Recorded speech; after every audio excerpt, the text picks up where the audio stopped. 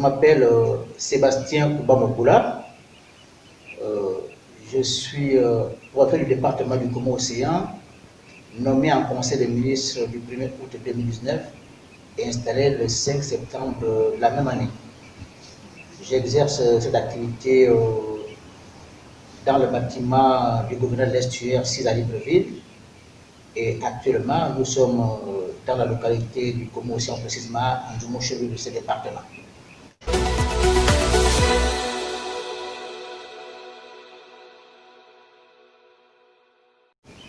Bien, vous savez, l'administration, elle est comme elle est. Comme je le disais tantôt, j'ai pris mes fonctions le 5 septembre dernier et j'estime qu'après l'installation, je devrais en principe exercer dans ma circonscription administrative. Mais malheureusement, jusqu'à ce jour, toutes les conditions ne sont pas encore réunies pour que je puisse exercer dans la circonscription administrative qui est la mienne. Raison pour laquelle, au jour d'aujourd'hui, nous continuons à exercer dans le locaux habitant le gouverneur de la province de l'Estuaire.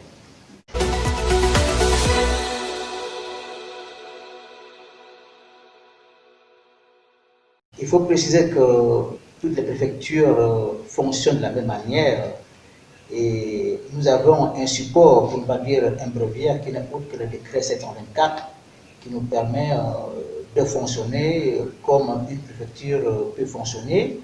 Nous avons sous notre tutelle des institutions telles que l'Assemblée départementale et l'Assemblée et le Conseil municipal. À cela s'ajoutent les auxiliaires de commandement qui sont également sous la tutelle du préfet. Nous avons essayé de décentraliser certaines activités. Les auxiliaires de commandement dans leur administration, pour ne pas dire dans leur village, exercent la même fonction que le préfet, mais qui rend compte au préfet que je suis. Et c'est comme ça que nous essayons d'exercer nos différentes activités.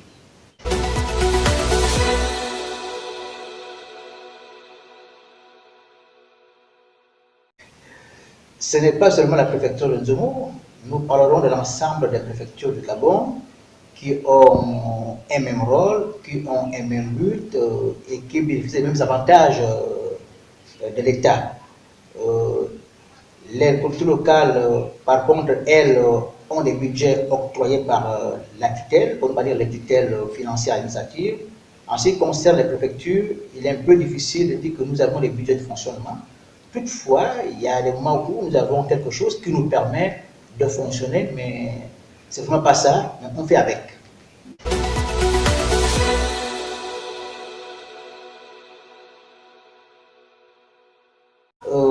Je crois que nous n'allons pas inventer la route. Le département du Congo-Océan est un département particulier. C'est un département qui est enclavé parce que pour y accéder, il faut passer d'abord par voie maritime et puis arriver sur le terre-plein. Et à ce niveau, vous constatez effectivement, comme vous l'avez signifié tout à l'heure, que le département en général, Ndjoum en particulier, a d'énormes difficultés. Il n'y a presque pas une base vie fiable, simplement parce que nous constatons avec désolation que les institutions mises en place, si on peut le dire ainsi, n'exercent pas en fait les fonctions qui sont les leurs comme cela se doit.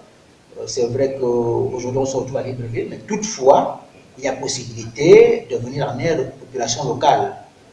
Ce qui fait qu'au jour d'aujourd'hui, la plupart des populations résidentes se retrouvent dans d'autres localités, dans d'autres lieux d'habitation.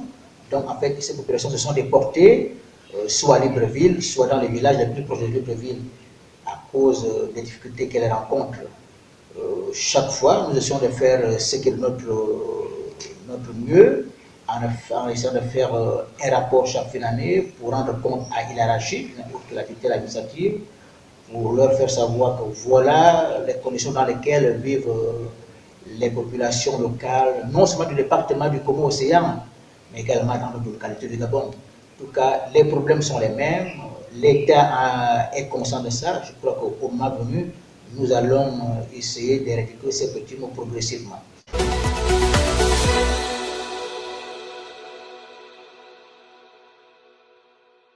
Nzomo est à 100 km de la réserve présidentielle de Wonga-Wongé.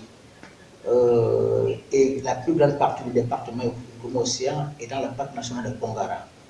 Ce qui fait qu'aujourd'hui, il y a cet aspect lié au conflit, effectivement, homme-faune. Le parc a été mis juste après, puisque les habitants y habitaient bien avant. Aujourd'hui, nous sommes en train de mettre en place certaines structures pour permettre aux populations locales de bénéficier des territoires villageois, parce qu'aujourd'hui, effectivement, c'est ça le grand problème avec les parcs nationaux. Je crois que dans les jours à venir, il y a possibilité, et nous sommes dessus, pour que les populations locales puissent bénéficier des territoires villageois pour éviter ce conflit homme-faune.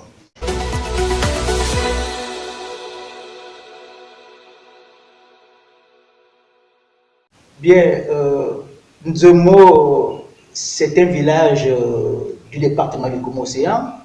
Lorsque nous remontons l'histoire, on vous parlera de Nzomo village. Aujourd'hui, on parle de Nzomo ville.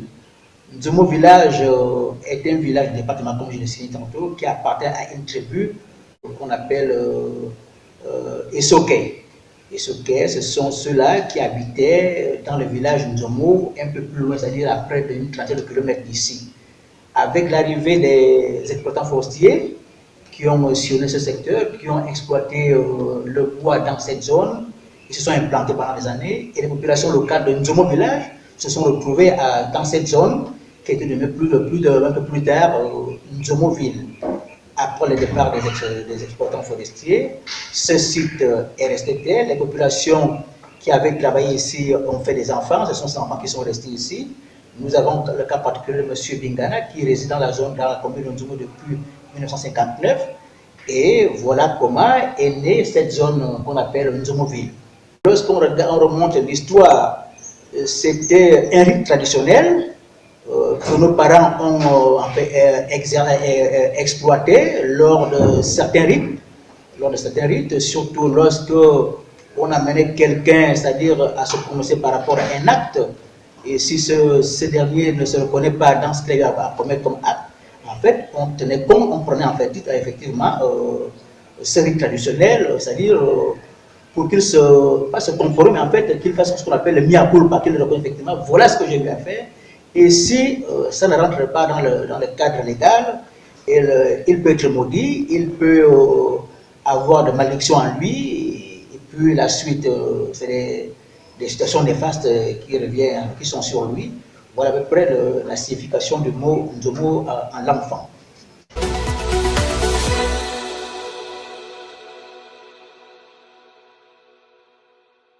Le département du Gomo-Océan fait partie de la rive gauche de l'estuaire. Il est constitué de deux cantons. Le premier canton qui est Océan Gongwe, qui regorge au total 14 villages, et le deuxième canton qui est Rembouengongwe, qui lui est constitué de 5 villages, soit un total de 19 villages dans le département du Gomo-Océan.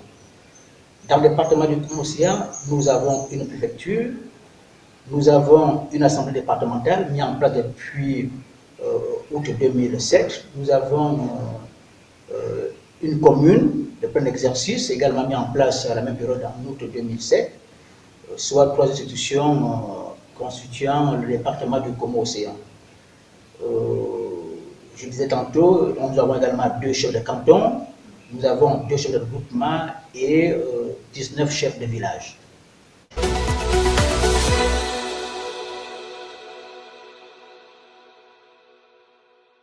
On peut dire qu'en tête, je n'ai pas cette superficie de l'ensemble du département, mais à ce que je sache, c'est que la commune de Nzomo a une superficie de 10 870 hectares. Donc, si on tient compte de la superficie, Nzomo est considéré comme la commune la plus grande du Gabon. Et aujourd'hui, ça fait l'objet des débats. Lorsque nous avons pu faire la délimitation en 2011 avec la Direction générale des frontières, qui est venue faire l'état des lieux, ils ont constaté effectivement Nzomo était tellement grand qu'il était question pour les autorités politiques ou administratives de revoir ces délimitations parce que c'était tellement grand. Mais le département lui-même, à ce jour, je n'ai pas une idée réelle de la superficie de ce département.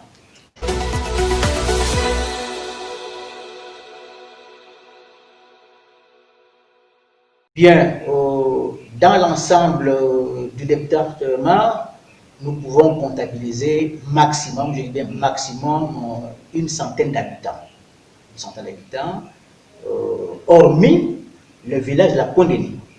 Parce que au niveau de la Pondénie, vous avez également des expatriés qui ont des activités touristiques, des activités commerciales, mais le reste des départements, l'ensemble des autres villages du département, nous pouvons compter une centaine d'habitants d'une manière générale.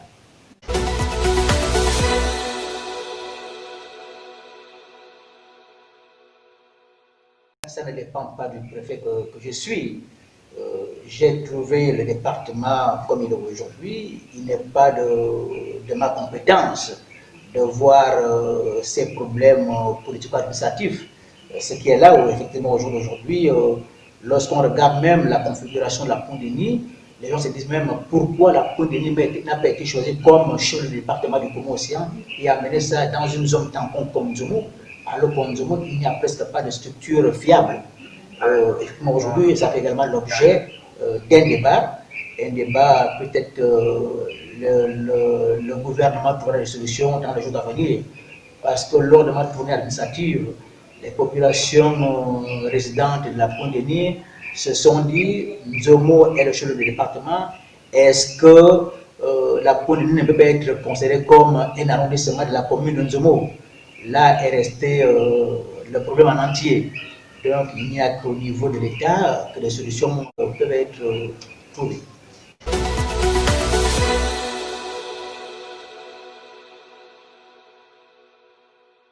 Il faut préciser que depuis la période sanitaire liée à la COVID-19, il y a des localités qui ont été prises en compte par le gouvernement de la République, parmi lesquelles la Pondénie, parce qu'on parlait de Grand Libreville. Or, le reste des villages du département du Congo-Océan n'a pas été pris en compte. Ce qui fait qu'au jour d'aujourd'hui, ces populations, effectivement, se plaignent des retombées de la période sanitaire, puisque c'est à Libreville qu'ils vont se ravitailler. Est-ce qu'étant à Libreville, ils ne peuvent pas contacter effectivement cette maladie? Là reste la grande question. Mais que cela ne tienne, je crois que lors de cette tournée, parce que j'ai fait une deuxième étape pour signifier aux populations locales, pour ne pas dire à mes administrés, qu'il était normal, il était plus souhaitable qu'ils restent sur place que d'aller constamment à Libreville, parce qu'à Libreville, effectivement, c'est là où se trouve actuellement la pandémie, et raison pour laquelle ceux qui sont partis à Libreville depuis cette période n'arrivent même pas à revenir au village. Donc nous considérons qu'au jour d'aujourd'hui, les administrés qui restent en permanence dans la commune de Nzomo sont en fait, on peut dire, en bonne santé par rapport à cette pandémie. Parce que c'est à Libreville, là, on joue un peu l'amalgame, on ne sait pas qui est malade et qui n'est pas malade. Mais concrètement, ceux qui sont à Nzomo actuellement, je crois que c'est vrai qu'ils ne sont pas influencés par la maladie, mais toutefois, je crois qu'ils prennent des dispositions et ces dispositions ne sont pas parce qu'ils ne vivent que sur place.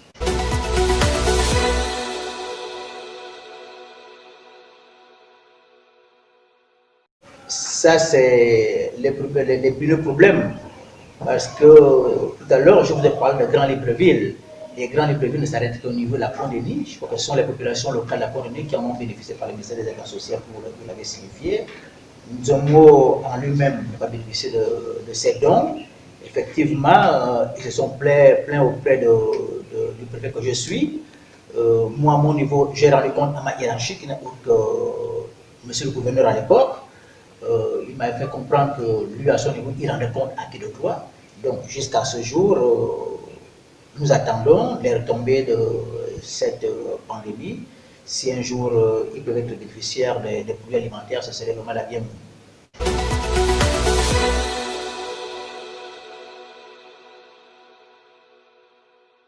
Le mot de fin, c'est d'abord interpeller mes administrés, et en particulier les responsables d'institutions, c'est-à-dire le bureau du conseil municipal et le bureau du conseil départemental, qu'ils sachent que nous sommes avant tout responsables du département du Congo-Océan et que nous devons mener effectivement nos activités dans le département dont nous avons la charge. Et raison pour laquelle, pour ceux qui avaient suivi mon allocution circonstancielle le 17 août 2020, célébrée à Libreville, j'avais effectivement interpellé mes compatriotes pour leur signifier que non, nous sommes avant tout responsables politico-administratifs du département du Congo-Océan et que ce que nous devons mener comme activité doit être mené dans le département qui est la nôtre. Donc là, cela peut être mon mot de fin, toutefois en interpellant le gouvernement de la République, les populations locales d'Onzomo, pour ne pas dire du Congo-Océan, mais en fait souffrent énormément, ils sont en difficulté, que l'État pense également à nous comme il pense à certains départements du Gabon. Merci.